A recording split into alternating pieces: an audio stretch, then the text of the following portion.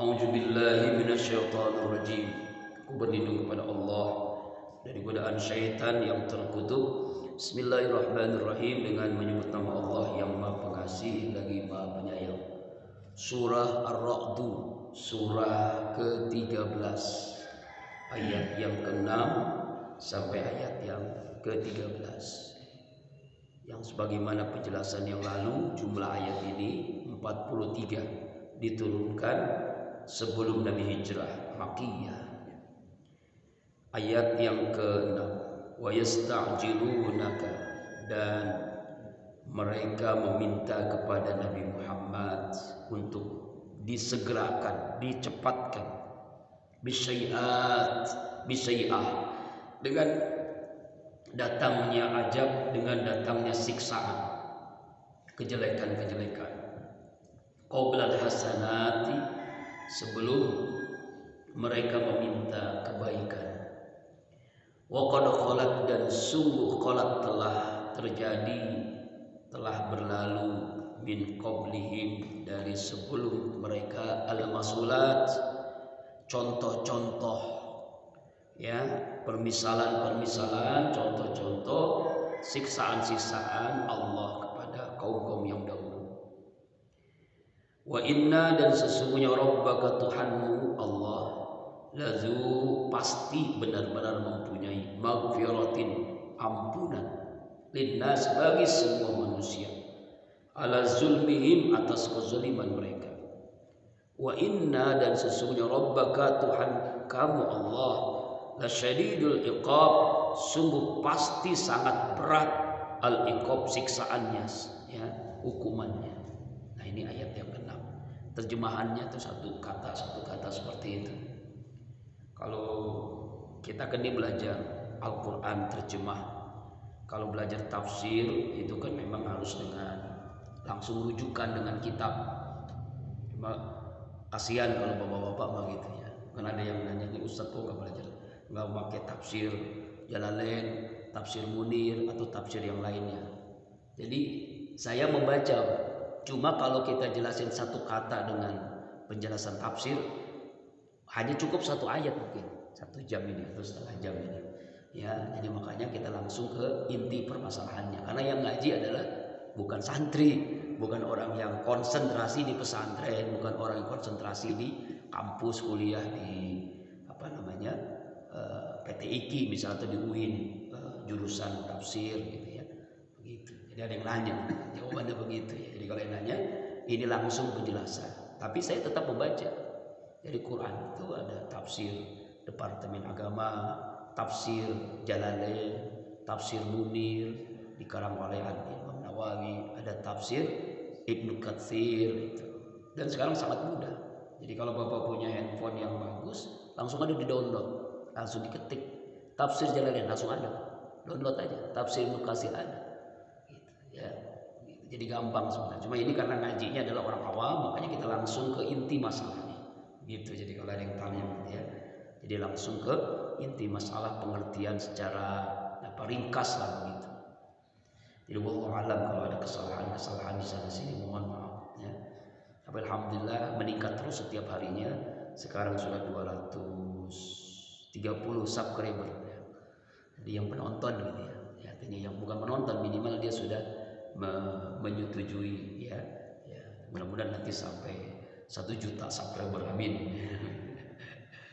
Kalau 1 juta dikali $1.000 kali lagi nih ya. Allah.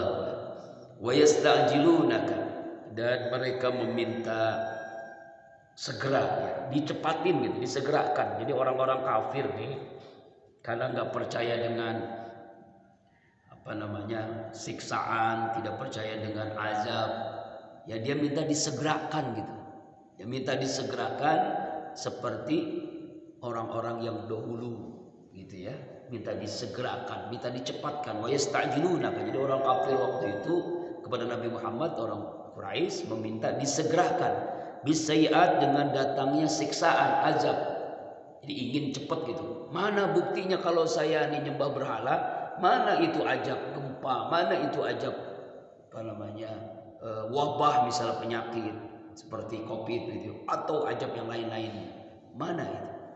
Qablal hasanah, sebelum mereka meminta kebaikan, sebelum meminta rahmat Allah. Ya. Jadi minta apa? Minta dicepetin apa? Siksaan azab. Ya, orang-orang kafir itu begitu. Wa qad khalat, dan sungguh telah berlalu, maka Allah jelaskan. Wa qad khalat, seluruh tengah terjadi telah berlalu min qaum, dari sebelum mereka, masulat, contoh-contoh. Maksud itu permisalan-permisalan, contoh-contoh ya orang-orang yang dahulu yang diajab oleh Allah. Misalnya Allah siksa dengan banjir besar kaum Nabi Nuh. Allah siksa dengan gempa, dengan yang terjadi di zaman Nabi Lut itu dibalikkan, bahkan di manusia itu jadi batu, ya. Bukan sekedar dulu ada kisah maling kundang, hanya seorang itu kan yang durhaka kepada emaknya. Ini satu daerah Sodom itu semua jadi batu, ya, sedang melakukan homoseksual itu. Lalu Allah juga hancurkan dengan petir, dengan geledek, dengan berbagai macam musibah-musibah, dengan berbagai macam ajab-ajab yang Allah contohkan, yang Allah perlihatkan. Al-maslat, perumpamaan-perumpamaan, contoh-contoh, hukuman-hukuman sisaan Allah bagi kaum yang zalim, kaum Ad, kaum Samud, kaum Lut, kaum Nabi Nuh, banyak macam-macam, kaum Nabi Saleh, itu macam-macam, dengan berbagai macam permisalan, contoh-contoh yang sudah terjadi.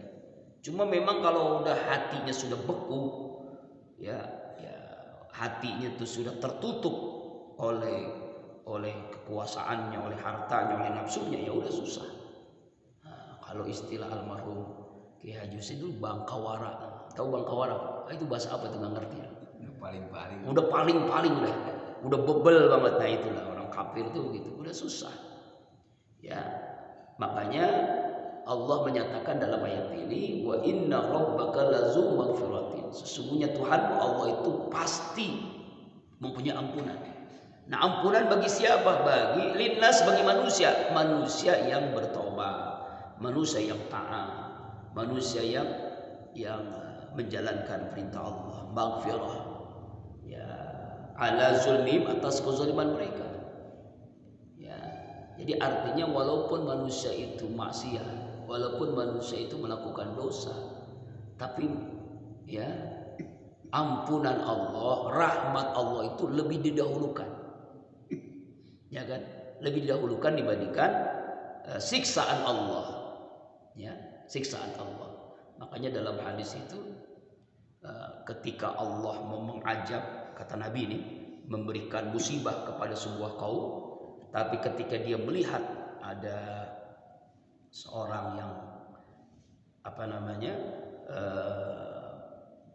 aki-aki, seorang yang bangun malam menangis, merintih, berdoa kepada Allah, yang qiyamul lail, yang tahajud, yang sholat malam, yang minta ampun kepada Allah. Kenapa ini begini, negeri ini bagaimana, kenapa? Jadi bukan menyalahkan, tapi menyalahkan dirinya karena kemaksiatan dilakukannya. Seperti yang dilakukan oleh Nabi Yunus, la ilaha illa anta subhanaka inni kuntu minaz zalimin. Tangisan orang-orang yang malam sholat itulah, makanya Allah nggak jadi hentikan ajab itu. Atau juga ada bayi-bayi yang masih menyusu, ya, bayi-bayi yang menyusu ya ibunya, bayi-bayi yang menyusu ibunya, bukan bapaknya, ya. Ya, kemudian ada binatang-binatang yang masih memakan rumput-rumputan. Itulah yang membuat azab Allah itu tidak diturunkan sekaligus, ya, tidak diturunkan sekaligus. Jadi sudah semua. Coba contohnya misalnya, ya, ini kan seluruh negara kan sekarang kena wabah pandemi COVID kan. Tapi ada negara-negara yang Allah jaga. Contohnya Brunei lah. Ini contoh fakta nyata. Itu di Brunei nggak ada orang yang pakai masker, nggak ada orang yang jaga jarak, nggak ada orang yang sholat sampai jaga jarak sampai sholat.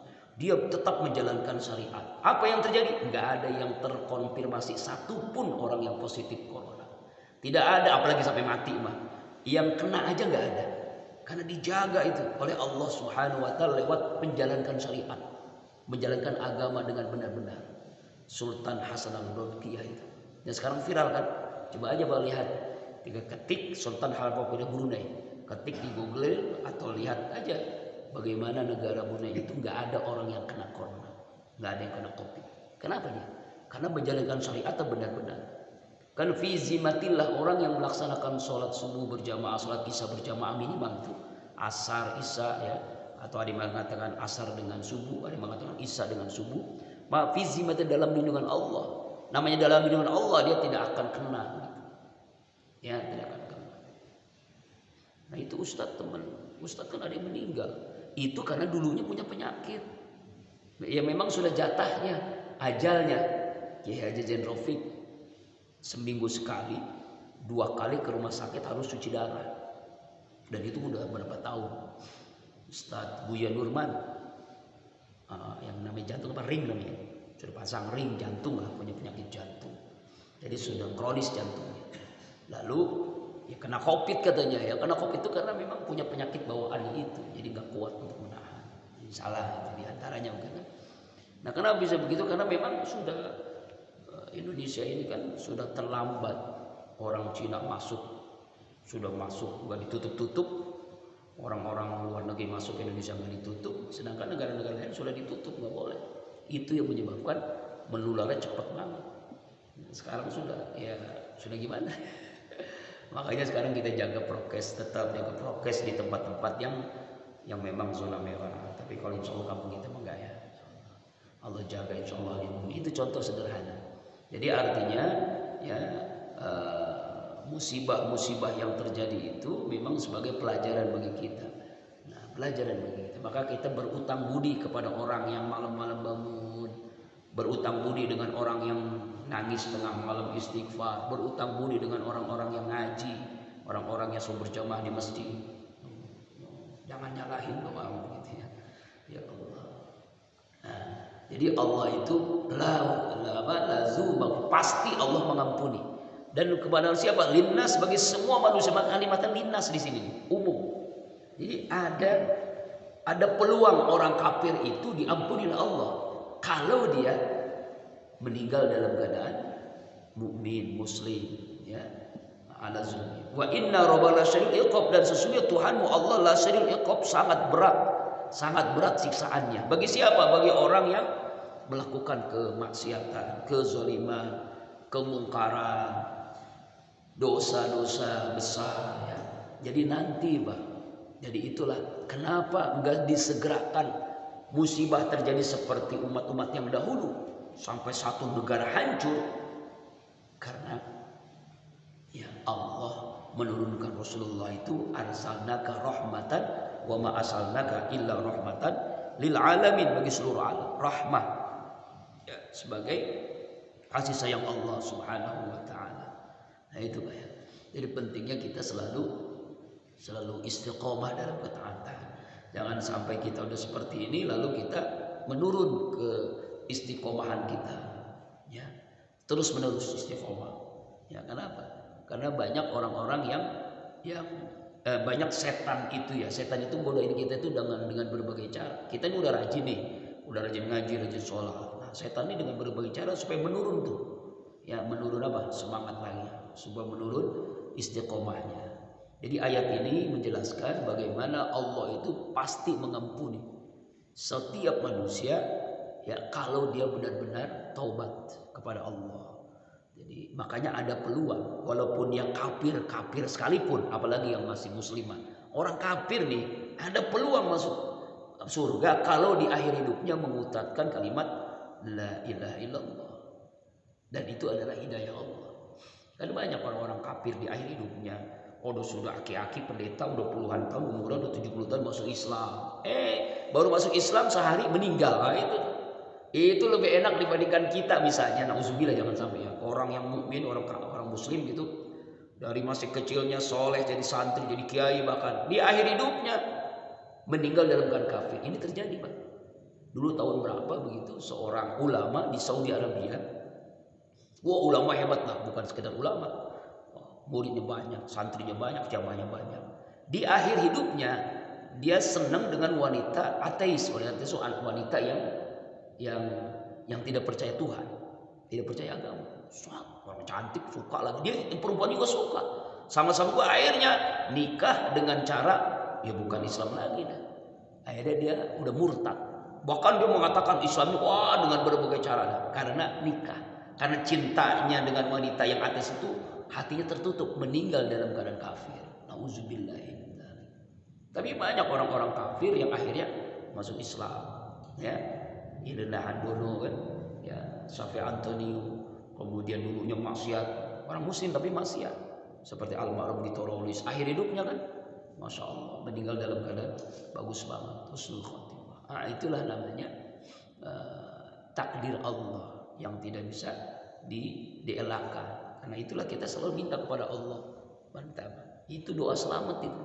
Taubatan qoblal maut, rahmatan indal maut, maghfiratan ba'dal maut. Ya, rahmatmu ketika mati, taubat sebelum mati, ya, dan mudahkan kami menghadapi sakaratul maut. La syadidul iqab. Jadi Allah itu sangat berat siksaannya. La syad, makanya makan kalimat. Jadi kalau orang belajar ilmu nahwu, Pak, ini dua taukid di ayat ini. Pertama inna, yang kedua lam. Jadi inna taukid, lamnya taukid juga. Jadi sungguh pasti Allah itu, siksaan Allah itu sangat keras. Seringan-ringannya orang di neraka. Ya dulu pernah saya jelasin ya. Itu jempol atau kelingking kita menginjak kerikil neraka, otak hancur. Itu seringan-ringannya neraka. Ya Allah ya Rabbah. Padahal ya, sedasat-dasatnya api yang ada di dunia 70 kali ya siksaan neraka itu. Jadi kalau api di dunia ini dikali 70 panasnya gimana kira-kira? Nauzubillahi min dzalik. Makanya kalau baca ayat-ayat tentang neraka la syadidul iqab itu ngeri gitu. Nggak mau maksiat, nggak mau melakukan perbuatan dosa karena rahasia nanti. Dan itu bukan 1-2 tahun kita disiksa, selama-lamanya.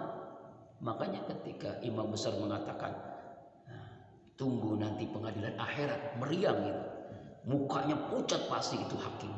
Ya Allah, memang dia apa salahnya? Ya Allah, ini diperlihatkan. Coba nanti sekarang diperlihatkan lagi. Coba lihat, mudah-mudahan Allah jaga, Allah lindungi terus imam besar kita. Lah itu ya ayat yang ke-6 menjelaskan tentang yang pertama ampunan Allah itu ya pasti Allah ampuni bagi orang yang zalim kalau dia taubat, dan pasti Allah itu siksaannya amat sangat keras kepada orang-orang yang meninggal dalam kafir, meninggal dalam keadaan su'ul khotimah. La syadidul iqab. Makanya kita selalu apa? Istilah tasawufnya itu khauf war roja. Khauf itu takut masuk neraka, murka Allah, dan roja selalu mengharap Allah. Makanya Nabi mengajarkan siapa yang berdoa 3 kali Allahumma inna nas'aluka ridhaka wal jannah wa na'udzubika min sakhatika wan nar, maka dia pasti diridhoi Allah, pasti dia masuk surga. Tuh, Allahumma inna nas'aluka ridhaka wal jannah. Tapi biasanya doa ini kita baca Ramadan doang. Ya, habis Ramadan lupa lagi. Padahal itu disunahkan dalam doa. Minta ridho dan surga Allah. Kemudian jawab rahimakumullah ayat yang selanjutnya, ayat yang ke-7. Wa yaqulu, dan berkata alladzina, orang-orang kafaru, orang yang kafir. Orang kafir yang ngomong nih. Laula, mengapa tidak unzila, telah diturunkan alaihi kepada Nabi Muhammad sallallahu alaihi wasallam ayatun, tanda, ayat, bukti min Rabbi, dari Allah, dari Tuhannya. Innama, sesungguhnya Allah, anta, ya sesungguhnya Allah berfirman, anta, engkau ya Muhammad. Jadi Allah ngomong, sesungguhnya Allah ngomong berfirman, anta, engkau hanyalah Muhammad, munzirun, munzir, memberikan peringatan. Walikulli, dan bagi setiap kaumin, kaum had, ada yang memberikan petunjuk. Ya, bagi kaum itu ada yang memberikan petunjuk. Jadi ayat yang ke-7 ini Allah jelaskan bagaimana setelah orang kafir itu minta segera diberikan siksa ajab, ya, karena dia nyembah patung. Mana buktinya? Saya menyembah patung disiksa? Mana? Enggak, saya nggak disiksa. Begitu tuh. Buktinya apa? Dan sekarang yang kedua ini yang ngomong lagi, laula unzila li ayatun min rabbi. Ya, mengapa tidak diturunkan kepada Nabi Muhammad tanda-tanda mukjizat dari Tuhannya seperti yang diberikan kepada nabi-nabi yang lain? Misalnya Nabi Nuh, Nabi Musa, misalnya Nabi Musa kan punya tongkat, ya kan, yang bisa membelah lautan, bisa jadi ular.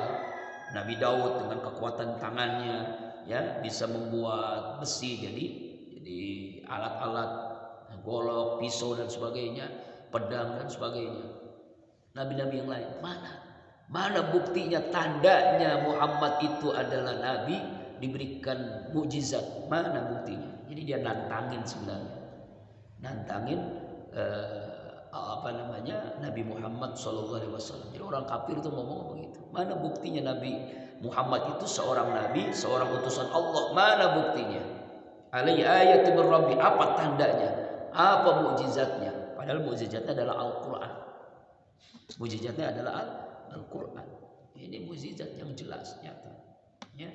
Jadi dia itu pengen langsung melihat gitu. Langsung diperlihatkan mana buktinya. Nah kayak sekarang kan apa buktinya? Kenapa Brunei nggak ada yang terkena COVID? Ada buktinya.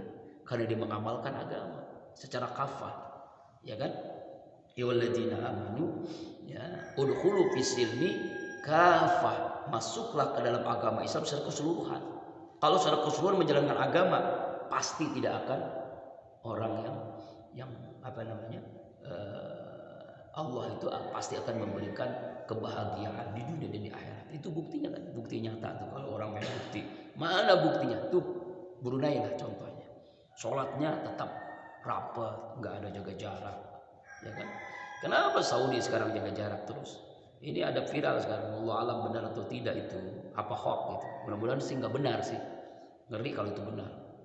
Di Masjidil Haram, Masjid Nabawi jaga jarak, di diskotik di Arab itu sama seperti di Indonesia. Nggak ada yang pakai masker, diskotik Pak. Nggak ada yang jaga jarak, diskotik gitu. Ya Allah, kalau ini terjadi ya Allah, bingung kita ngomong apa kita. Ya Allah, ya ini bagaimana itu fatwa-fatwa ulama di sana itu. Iya kan? Berarti ada masalah gitu. Allah Akbar. Kalau itu terjadi gitu, mudah-mudahan sih hoax tuh. Tapi ada itu videonya, saya bingung nih bener apa enggak. Lihat ada Pak. Allah Akbar walillahil hamd. Nah, ini kembali lagi di ayat ini. Jadi orang-orang kafir menginginkan bukti, mana bukti Nabi Muhammad itu adalah nabi? Apa tandanya? Apa mukjizatnya? Makanya apa kata Allah? Apa kata Allah nih? Allah jawab dengan kalimat inna ma'anta munzir wa likulli qaumin had. Sesungguhnya engkau ya Allah hanya memberikan peringatan. Tugasmu ya Rasulullah, anta ini kembali kepada Nabi Muhammad adalah memberikan peringatan. Kalau taat dapat ridho, dapat surga. Kalau maksiat dapat murka, dapat neraka. Itu aja udah. Ya. Jadi bukan di dunia.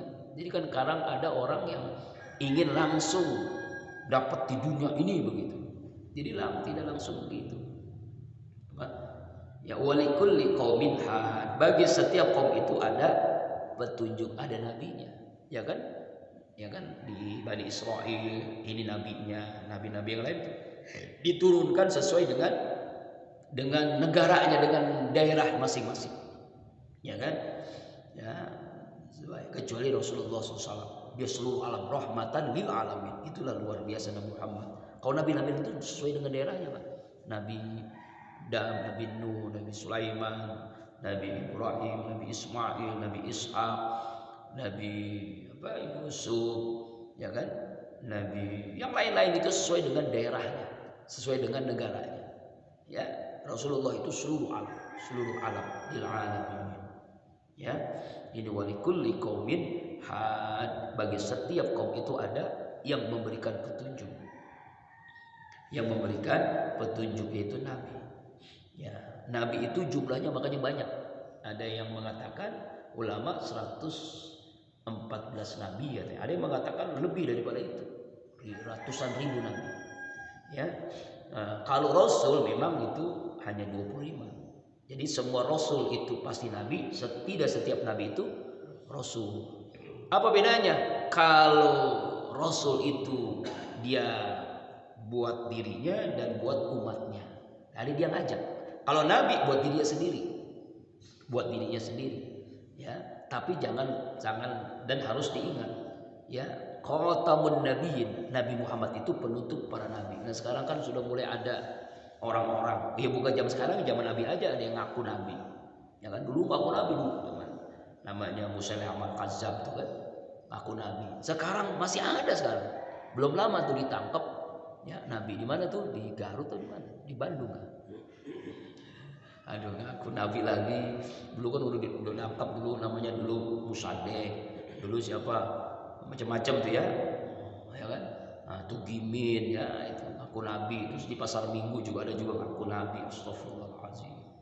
Jadi kalau kita ada orang walaupun dia bisa terbang, ilmunya tinggi, bisa baca Al-Quran, nafsirin Quran, baca hadis, hafal ribuan hadis, kalau dia ngaku nabi, kita wajib nggak percaya.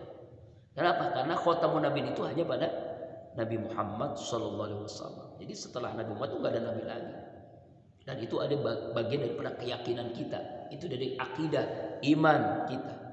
Ya, jangan sampai tergadaikan. Ya, gara-gara ada orang ilmunya tinggi, punya dikjaya, bisa nyembuhin penyakit, ngaku nabi, kita ikut-ikutan. Nauzubillahi min dzalik. Ya. Nah ini ayat yang ke-7.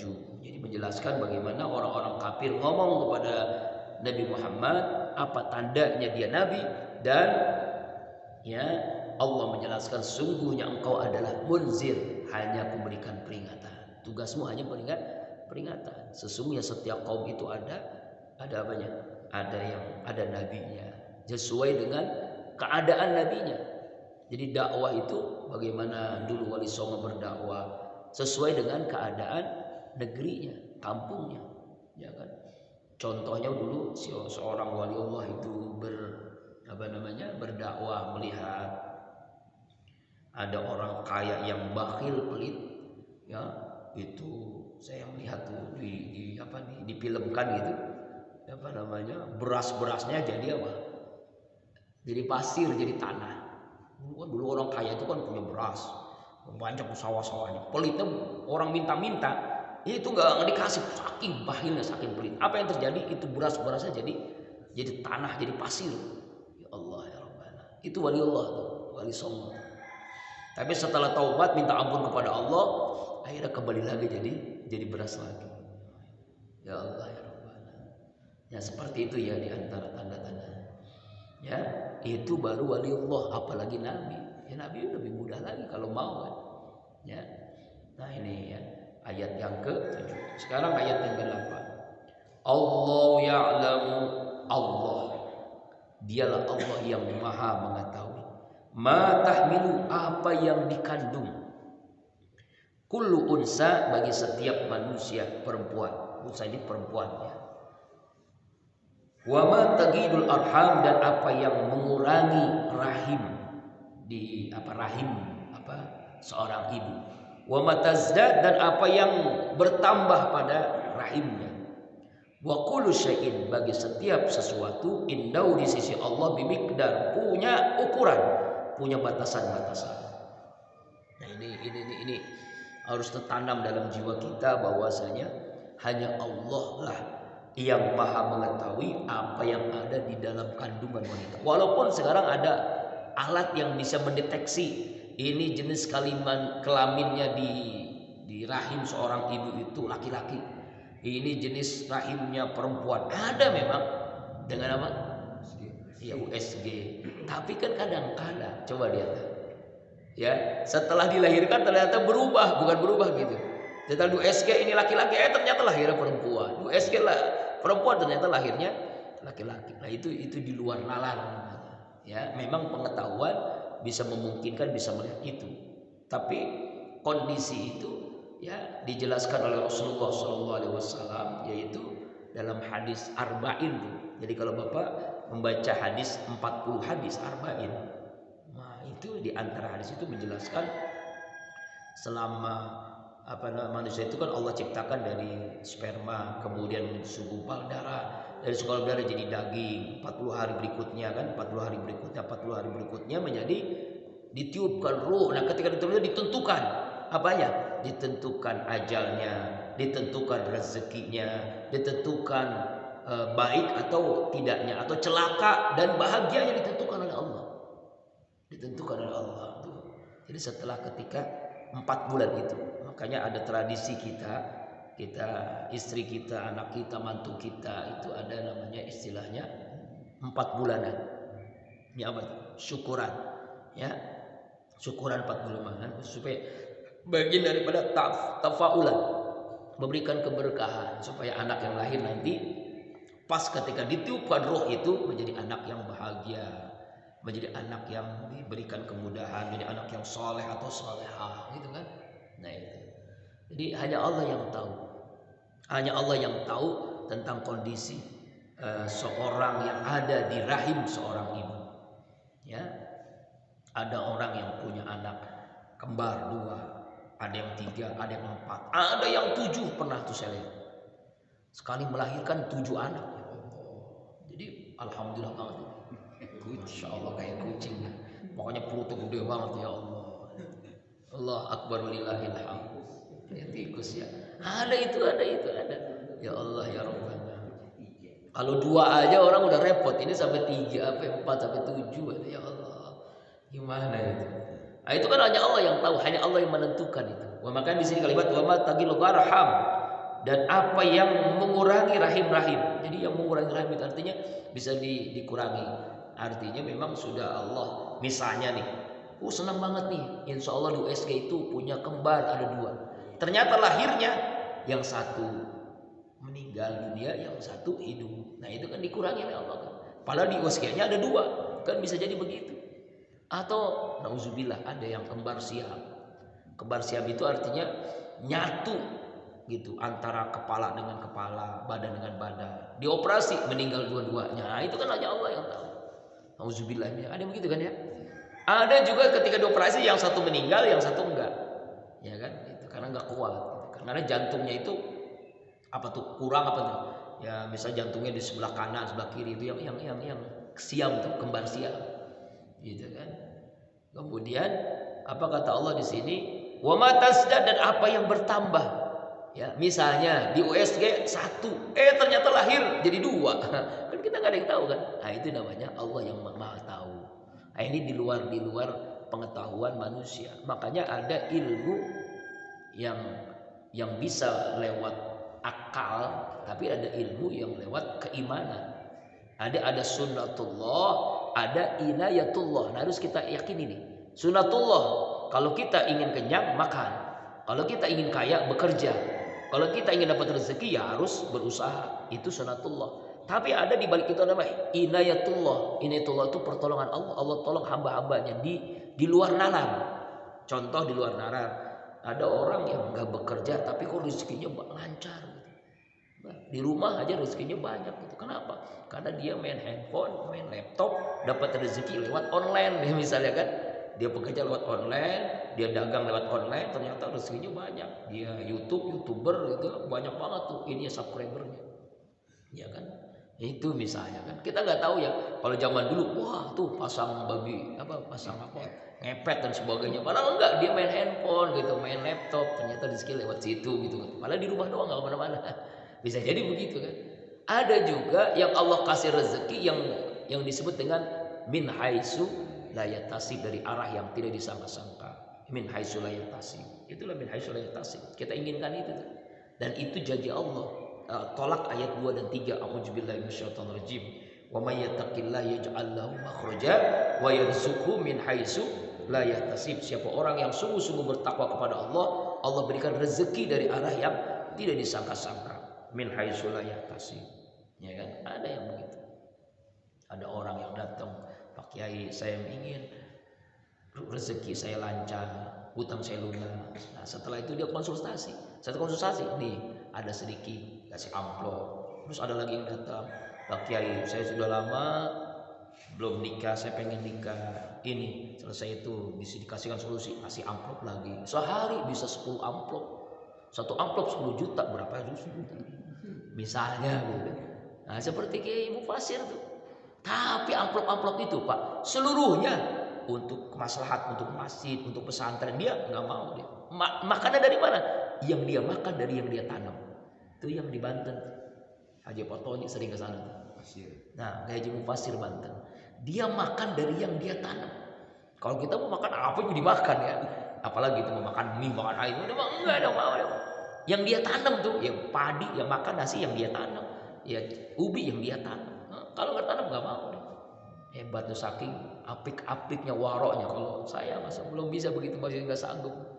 Warok tuh lama tuh. Bayangkan tuh, sekotak misalnya amplop begitu banyaknya, dia nggak mau terima.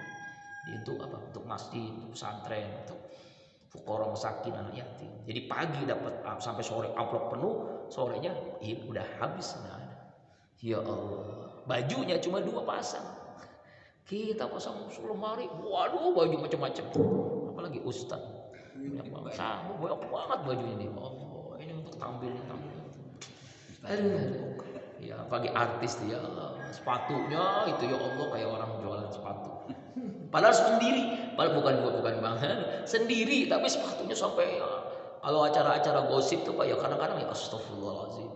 Itu acara-acara yang akhirnya ibu-ibu pada ya Allah jadi pengennya beli lagi, pengen itu konsumtif tuh pengen ini pengen itu. Kenapa? Karena nonton TV-nya acara-acara artis yang punya sepatu sekian banyaknya, punya baju sekian banyaknya. Waduh, ya Allah ya Rabbah. Nauzubillah. Bolehlah untuk apa? Supaya kita semangat cari rezeki. Tapi kalau itu terus akhirnya kita lupa dengan orang-orang yang susah di sekitar kita, orang yang miskin, orang yang sakit, orang terlantar. Nauzubillah. Nah ini ya, jadi ayat ini menjelaskan kembali lagi tentang hanya Allah yang mengetahui apa yang ada di dalam perut ibu kita, di dalam rahim seorang ibu, apakah bertambah atau berkurang. Ya, wa kullu syai'in inda miqdar, dan bagi setiap satu di sisi Allah ada ukuran yang pasti, ukuran yang jelas. Ini ukuran pasti apa? Ya, walaupun ada orang pergi gelap pulang gelap cari rezeki, kalau rezekinya udah ditakar segitu, sehari cuma dapat 10.000 ya 10.000, walaupun dia banting tulang dibanting-banting. Kalau rezeki 10 hari 10.000 ya 10.000. Tapi kalau dia dengan bekerja sesuai dengan bahwa kalau sehari dapat 1 juta ya 1 juta, kalau sehari 1 miliar 1 miliar. Ada yang begitu Pak. Ada orang sehari dari rezekinya sehari 10.000, ada 100.000, ada 1 juta, ada 1 miliar, ada 100.000, mungkin 1 miliar nggak ada ya. Jadi ada tuh rezeki sebegitu. Ada yang begitu. Kenapa bisa begitu? Itulah memang sudah ditentukan oleh Allah ketika ada di rahim seorang ibu. Makanya ayat ini berkenaan dengan tentang tahmilu kullu unsa dalam setiap. Jadi Allah tentukan rezeki semua manusia itu. Dan Allah tahu kalau misalnya saya dikasih rezeki 1 triliun sehari, mungkin nggak ngajar ngaji. Nggak mungkin ngajar anak-anak itu nggak mungkin.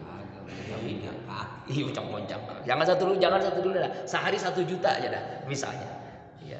Itu waduh, insyaallah. Allahu Akbar. Misalnya gitu ya. Nah itulah itu memang Allah udah tahu kita itu rezekinya ya segini. Gitu. Tapi memang tetap kita harus berusaha, wajib usaha gitu ya. Jadi Allah sudah tentukan sesuai dengan setiap segala sesuatu, dan itu bimikdar, pasti ketentuannya sudah dipastikan. Kemudian ayat yang ke-9, alimul ghaibi wasyahadatil kabirul muta'al. Alim, Allah itu ma'alim, maha mengetahui. Al ghaib, yang gaib itu seluruh yang gaib Allah maha tahu. Wasyahadah, apalagi yang tampak. Yang gaib aja tahu, apalagi yang kelihatan. Al-Kabir, dialah Allah yang maha besar. Al-Muta'al, yang maha tinggi. Ya, ini namanya harus kita yakini. Allah mengetahui apa yang gaib dan apa yang nyata. Ya kan, Allah yang menciptakan yang gaib, Allah menciptakan yang nyata. Pasti Allah maha tahu. Gitu ya, Al-Kabir, Al-Muta'al. Ya. Sawa'un minkum, ayat 10. Sawa'un, sama saja, minkum, di antara kalian, man asarra, siapa orang yang merahasiakan, yang menyembunyikan al-qaula, ucapannya, wa man jahara, dan orang yang terus terang menzahirkan, menampakkan, bihi, ucapannya, wa man huwa, dan siapa orang yang dia mustakhfin, yang bersembunyi, bilail, di kegelapan malam, wasaribu bin nahar, dan berjalan di siang hari. Artinya adalah Allah maha tahu apa yang terjadi. Mau kita rahasiakan, mau kita nampakkan, Allah maha tahu. Yang tersembunyi malam-malam ya dia maksiat Allah tahu, yang bersembunyi malam-malam dia taat Allah Maha tahu. Gitu. Ini bentuk keyakinan kita, ya. Kan? Sama saja kan, sawaun, sama saja. Allah Maha tahu apa yang tersembunyi, apa yang terang-terangan. Jangankan gitu, kita baru melakukan, baru niat aja. Ustadz saya niat nih, saya mau keramik nih 10. Nah, baru niat aja, walaupun gak punya duit, Allah catat. Nah ini, makanya saya informasiin. Jadi kalau Bapak punya kelebihan rezeki, lelang keramik, ya, kembali lelang keramik untuk musola, untuk pesantren, untuk majelis Qalbun Salim. Per meternya 120.000. Ya, silakan yang mau bersedekah jariah. Nggak mampu 120, separuhnya 60.000. Nggak mampu 60.000, ya doa. Doa itu masya Allah. Bisa jadi karena doa bapak ada yang langsung, udah Ustadz jangan pikirin, udah seluruhnya berapa meter, nah udah enak gitu kan karena ada doa. Maka jangan remehkan doa, gitu ya. Itu insya Allah. Jadi kan separuh lagi. Jadi kemarin tuh yang dulu tuh pernah kan lelang itu separuhnya, sekarang separuhnya belakang tuh. Jadi bapak bisa lihat langsung aja.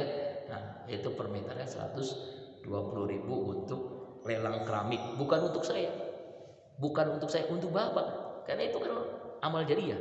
Kalau untuk saya ya saya juga harus amal jariah juga. Harus juga ikut gitu ya. Jadi ikut amal jariah kita ya. Sama seperti itu untuk anak-anak sholat, untuk anak haji, dan itu setiap bulan akan zikir akbar. Masya Allah tuh itu selama itu digunakan untuk taat, untuk zikir, untuk baca Quran, selama itu pahalanya mengalir walaupun kita meninggal dunia. Allah. Nah, sekarang ayat yang ke-11. Lahu baginya manusia muaqibat. Nah ini nih. Bagi setiap manusia itu muakibat ada malaikat yang selalu mengiringi kita. Mimbaini aidi yadaihi di depannya, wa min khalfi di belakangnya. Jadi ada 2 malaikat yang dijelaskan di ayat lain. Ma yalfizu min qaulin illa ladaihi raqibun atid. Malaikat raqib dan atid. Kalau ayat ini ay yadaihi khalfi depan belakang. Ayat yang lain samping kanan kiri. Pokoknya ada malaikat lah. Kemudian dijelaskan dalam hadis ayat ini oleh Rasulullah SAW. Jadi ada 4 malaikat ternyata. Ada malaikat depan, malaikat belakang, malaikat kanan, malaikat kiri. Malaikat kanan mencatat kebaikan, malaikat kiri mencatat keburukan. Malaikat depan yang menjaga kita, malaikat kiri yang melindungi kita. Makanya ingin dapat perlindungan malaikat di waktu subuh. Kenapa? Karena seluruh malaikat kumpul di waktu subuh. Malaikat malam kumpul, malaikat siang kumpul. Orang yang sholat subuh didoakan oleh malaikat yang kumpul itu. Itulah indahnya, hebatnya orang yang selalu berjamaah di masjid di waktu subuh. Nah itu. Dan itu semua min amrillah, ya. Min amrillah itu artinya perintah Allah. Allah memerintahkan menjaga kita. Ya, Allah yang menjaga malaikat. Innallaha, nah ini kan, la yughayyiru ma biqaumin hatta yughayyiru ma bi anfusihim. Sesungguhnya Allah tidak akan berubah nasib suatu kaum sampai dia merubah nasib dirinya sendiri. Makanya kita wajib berikhtiar. Sakit berubah, lapar makan, haus minum, itu ikhtiar. Ikhtiar, harus berikhtiar. Prokes wajib kita jaga. Kenapa? Ikhtiar. Ya. Masker sekarang katanya harus pakai apa? 2 lapis. Silahkan kalau mau. Cuma pengap. 1 lapis aja pengap, apalagi 2 ya. Masya Allah, tabarakallah. Ikutin aja lah. Allah silahkan ikutin itu. Itu namanya ikhtiar namanya. Allah tidak akan merubah sehingga kita merubah. Yang merubah harus berusaha. Ya. Wa idza aradallahu biqaumin su'an fala maraddalah. Dan jika Allah mengendaki sebuah kaum su'an keburukan fala maraddah, maka dia tidak menolak baginya. Jadi kalau Allah kendaki ini kaum ini buruk, maka manusia itu tidak akan bisa menolaknya. Ya kan? Wa ma lahum min dunihi miwal, dan tidak ada bagi mereka selain Allah pelindung. Nah, kalau Allah sudah hancurkan sebuah negara, kemudian walaupun rakyat menolak, pasti Allah hancurkan dan enggak ada yang melindungi. Makanya kita harus bertawakal setelah ikhtiar. Ini kadang-kadang orang tawakalnya, ikhtiarnya maksimal, tawakalnya enggak ada. Tawakalnya mantap, ikhtiarnya enggak ada, itu salah. Harus dua-duanya. Ikhtiar, prokes, tawakal, doa. tahajud. Ya, tahajud itu imunitas terbaik adalah qiyamul lail. Orang yang selalu tahajud Allah jaga dari segala keburukan. Orang yang selalu sedekah itu penolak bala. Bahkan dalam hadis 70 bala, 70 musibah, 70 bencana Allah hilangkan kepada orang yang berinfak bersedekah. Masya Allah. Sebentar lagi kurban. Kita kurban. Kurban itu di antara puncaknya sedekah di hari raya Idul Adha. Korban sapi, korban kambing. Jangan sampai korban perasaan. Walladzi yurikul barakah khawfa wa tama'u insus sahabas siqal. Dialah Allah yang yurikum memperlihatkan kepada kalian al-barakah, kilat petir geledek, khaufan yang menimbulkan rasa takut, wa tama'an dan harapan, wa insus sahabas siqal, dan dialah menjadikan awal tebal. Ini artinya ayat ini kan surah Ar-Ra'd tentang petir, tentang kilat. Makanya ayat ini di ayat ke-12 Allah memperlihatkan kita bagaimana petir geledek itu terjadi. Udah jam 6 ya. Petir itu menimbulkan kita takut dan berharap. Dengan takut agar kita jangan kena petir, berharap supaya Allah melindungi kita. Gitu. Ya. Dan Allah juga menjadikan awan yang tebal agar turun hujan dengan hujan subur mu'ma. Yang terakhir, wa yusabbihu ra'du bihamdi, dan bertasbih. Ya, bertasbih apa? Ar-ra'du, guntur. Ya, sama dengan barakah sama. Cuma ada ulama yang membedakan. Kalau barakah itu kilat, kalau ra'du itu guru, atau juga disebut dengan geledek, geluduk. Ya. Bihamdi, memuji Allah. Wal malaika, dan seluruh malaikat pun min khifatih, karena takut kepada Allah. Jadi semua yang ada di alam ini berzikir, bertasbih. Ini ayatnya. Jadi geluduk, petir, hujan, malaikat bertasbih. Sampai juga corona, covid itu lagi bertasbih, berzikir kepada Allah. Ya kan? Warusil sawa'iq, dan dialah yang mengirimkan halilintar. Nah, sawa'iq ini adalah kumpulan daripada petir, kilat. Lebih gede lagi. Ya, wa yusibu biha may yasha, dan lalu dia menimpakan dengan halilintar itu, bukan atta halilintar, bukan ya, dengan geledek itu, may yasha, kepada orang yang dikehendaki. Wa hum yujadiluna fillah, dan orang-orang kafir yang berdebat kepada Allah, Siapa dia? Kita lihat asbabun nuzulnya. Diceritakan dari Anas ketika itu Rasulullah mengutus seorang sahabat untuk menemui orang yang hebat, orang jahiliyah berdakwah. Lalu pembesar itu berkata, apakah Tuhanmu yang kamu ajak aku menyembahnya itu terbuat dari besi, tembaga, perak atau emas? Utusan Rasulullah ini melaporkan apa yang disampaikan oleh pembesar itu, lalu diutus kembali hingga dia datang dan pergi sebanyak 3 kali. Begitu seterusnya. Mana Tuhanmu? Apa? Maka Allah mengutus bukan orang lagi. Ya, Rasul gak mengutus orang lagi. Rasul hanya berdoa. Allah mengutus apa? Petir yang menyambar orang jahiliyah itu. Ini as-sawa'iq mayyasha. Allah menyambar petir itu. Ya kan? Menyambar petir itu. Belum lama kan? Yang menghina Habib Rizik meninggal dunia. Nah, itu. Makanya kita susah ngomong innalillahi kepada dia. Udah gak usah innalillahi dah. Yang menghina Habib Rizik yang meninggal. Wa huwa syai'un, dan itu adalah seberat-beratnya siksaan. Jadi seberat siksaan di dunia aja Allah perlihatkan, Allah menyambar petir orang itu, apalagi nanti di akhirat. Wallahu a'lam bishawab. Mudah-mudahan ayat-ayat yang kita baca ini kita dapat mengambil iktibar, mulai pelajaran ayat 6 sampai 13. Insyaallah minggu depan ayat yang ke-14. Bi barakati wa karamati al-Fatihah. A'udzu billahi minasyaitonir